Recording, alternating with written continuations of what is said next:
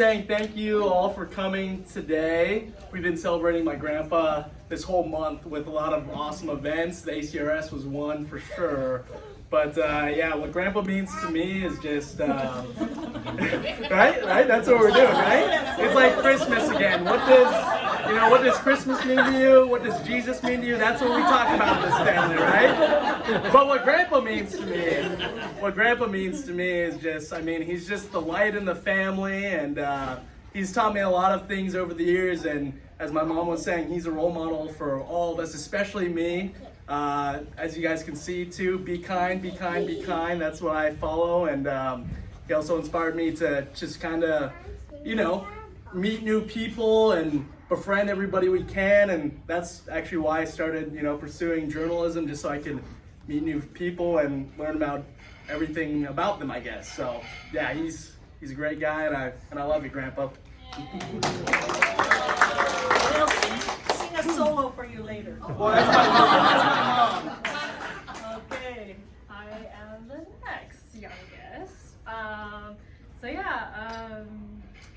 I guess what grandpa means to me is a very faithful, loving Christian, someone that we've all looked up to growing up, him and my grandma.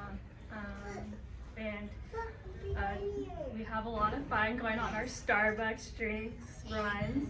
We've always got to get him the tall, non-fat, no whip, extra hot mocha. I do have that saved as one of my favorites on my Starbucks app because I know he loves it, and we always try to get that every so often. We enjoy having our food together, and he's just been very welcoming with Keenan, and was super excited when we called him and the Yoshis were there unexpectedly. Was that unexpected? But he was super excited when we were telling him our news, and yeah, he's just always super happy. Yeah.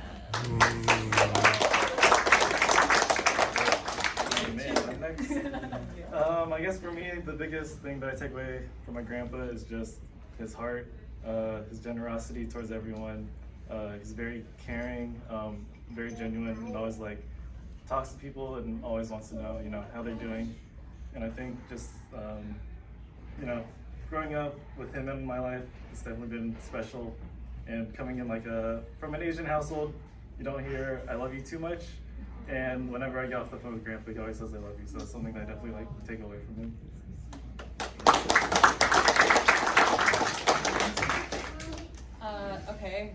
Grandpa, you mean a lot to me. I wrote a letter, you can read it later. But I guess I think he and my other grandparents really have embodied resilience, hard work, and family values, and it's something that I hope to carry with me for the rest of my life. And then I just wanted to share last night, my family took him out to dinner, and I always ask people on their birthdays 3 questions. How are you different this year versus last? What did you learn last year, and what are your goals for this year?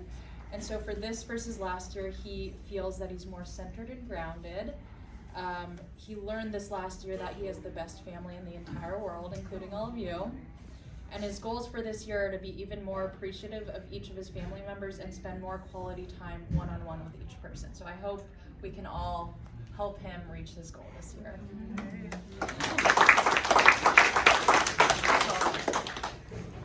What I've appreciated about my grandpa, I guess this year, is him finding community in Aegis and finding ways to do it in a creative manner, like his Centipede group that he shows us videos of. So yeah, I think that's been cool to see, even at age late 80s to 90 now, that you can make new friends and establish new community. There's a friend here, Bob. Welcome, Bob.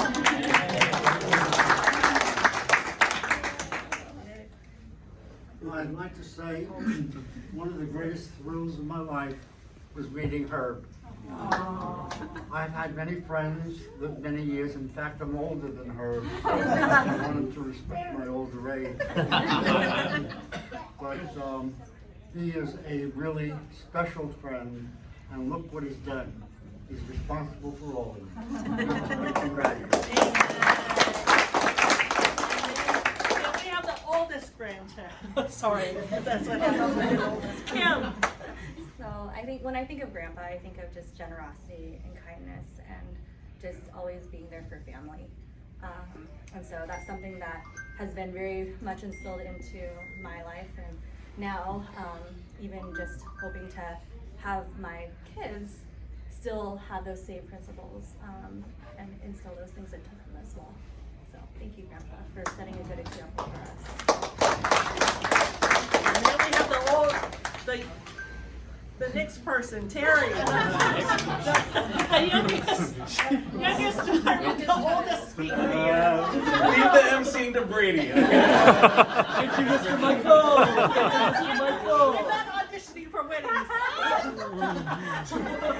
Well, okay, so a little bit of sharing from the Yoshi grandkids.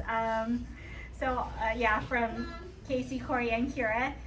Tell him happy 90th. Tell him how much we appreciate him, his life, the way he lives his life with generosity. There's definitely a theme, Dad. Empathy, joy, and selflessly. May you feel blessed and loved. And then he is my biggest inspiration and strongest role model of how to love God by loving others. I am grateful to consider him my grandpa and my friend. So that's from them. And then, so for those of you guys who know my dad, just a little bit about history about him. He is quite the storyteller, so maybe this is familiar, but maybe it's a little bit new. But my dad, his parents, his dad, I guess my grandfather, was a school teacher. But because of the time that he grew up in, he couldn't find work as a school teacher, which led him to move to the United States, the land of opportunity, to work for the railroad. And so that's why they moved here. Dad is the youngest of 7 kids.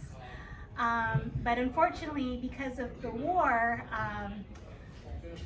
his father took the last boat back to Japan and really left his wife, my dad's mom, and the kids kind of on their own to fend for themselves. And then, of course, the war happens and their family is uprooted.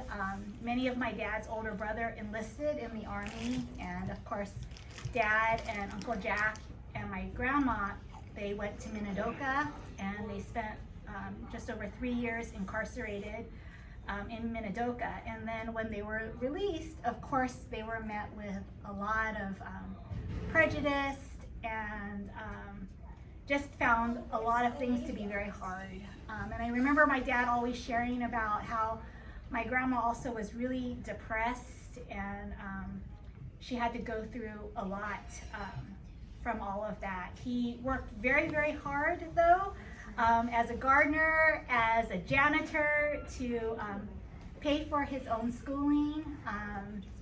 He learned how to grow up without all of the many material blessings that all of us get to benefit from.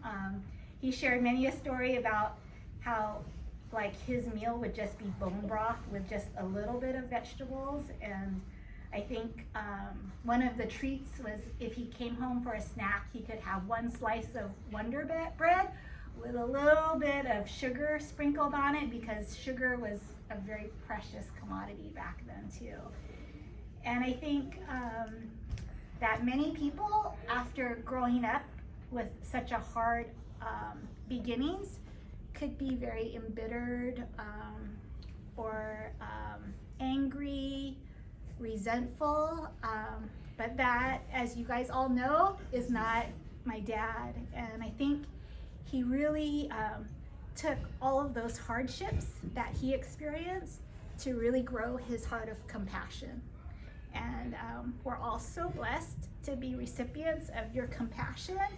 And we all know very infamously your 3 rules, which are?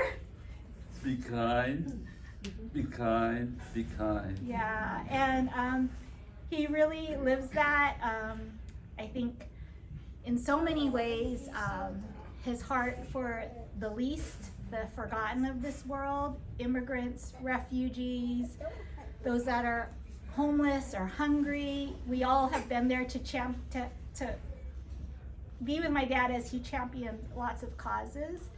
And so it's just such a blessing to be his daughter and to just see how he lives his life. Not only his motto, but that's truly how he lives. So yeah, thank you, Dad.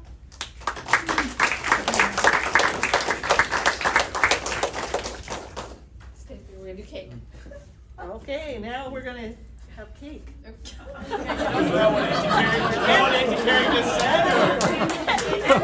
Everybody, we're gonna have cake.